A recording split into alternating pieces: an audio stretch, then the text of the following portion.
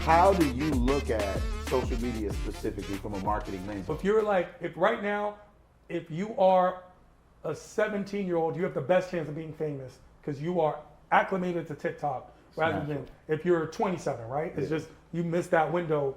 You might be more on Instagram, whatever it is. Okay. So I just came in where Instagram and social media was not respected, and so people weren't doing that. However, what social media does is it gets your value out there. It gets you known.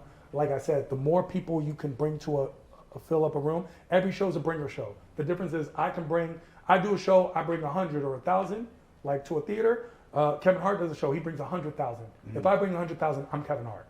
So shout out to all these people who are creating on social media. They're doing that, democratizing comedy in all their art forms. I have a lot of respect for them. I have a lot of respect for Matt Wright simply because he did both. Matt Wright put in the work. He put in the work, and I know that because I saw it from day one.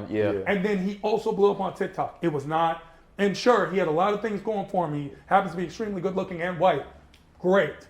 But at the same time, he put in a lot of work, and being good looking and white did not do any of that work for him. And then he pivoted into TikTok and pushed his brand on TikTok, and now we're seeing something that's real. In 2022, Matt Rife made about $55,000 in comedy.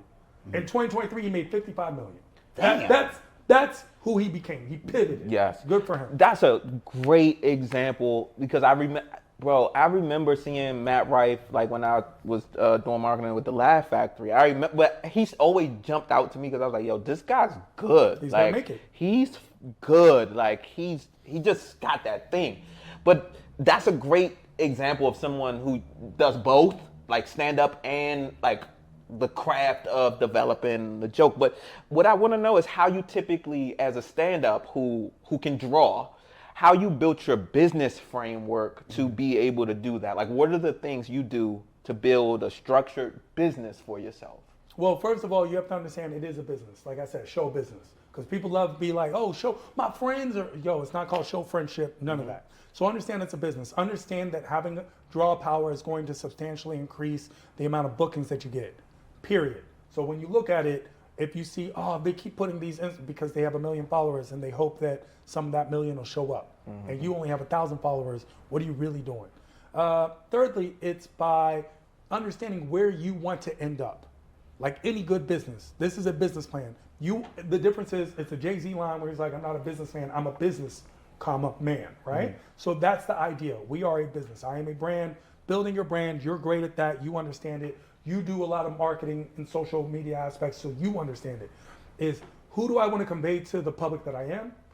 How do I want to draw? What is my demographic? It's breaking it all down to its values and then working at that. And what I've been successful at is because I know my own weaknesses, my lack of time management, the fact that I'm not good at multitasking, I'm horrible at doing the most.